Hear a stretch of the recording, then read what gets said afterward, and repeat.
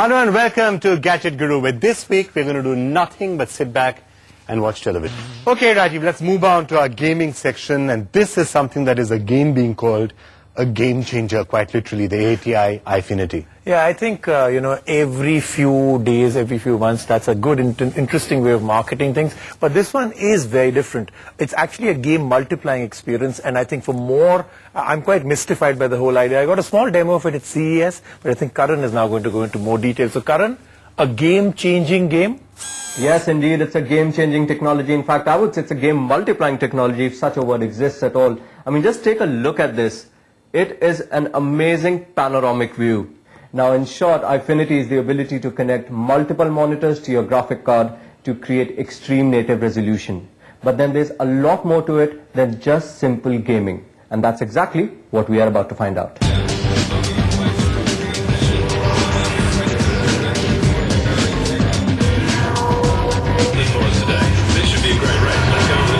While multi-display gaming is nothing new for gaming enthusiasts around the world, it was still something not easily attained until AMD changed it all with its Eyefinity technology. Thanks to the next generation 5000 series GPUs, capable of supporting multiple independent display outputs simultaneously through a single GPU, it not only makes your gaming experience totally immersive, but also helps you manage multitasking more effectively.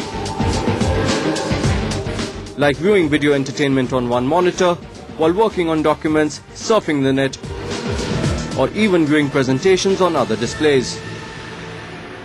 Now this is the engine behind all that horsepower that was fueling these three monitors. Now this is ATI Radeon 5770, part of the legendary ATI 5000 HT series. Now what's that? Well, here's a lowdown. Easily the most technologically advanced and feature-rich GPUs AMD has ever created, the Radeon 5000 series stand up for their compliance with next-generation DirectX 11 graphics, ATI Eyefinity technology, and ATI streaming, which helps in much faster downloading speeds vis-a-vis any other normal CPU. And now, thanks to thousands of mails that we've been getting since last few months, we are on with our focus on PC gaming, and I think it's really appropriate that this week's blockbuster is also reviewed on PC format. So here's one of the first few games released this year on PC format, BioShock Part 2. But Karan, it's good that PC games are back and everything, but sequels seem to be something that every company is coming out with. In fact, I think you're now on to BioShock 2. Well, yes, Rajiv, that is in fact right. A lot of publishers are in fact banking on the success of the game's original version. But I think as long as the sequel can live up to the standards set by its predecessor, it should be fine. So let's see if this one is able to do that. So here's BioShock Part 2.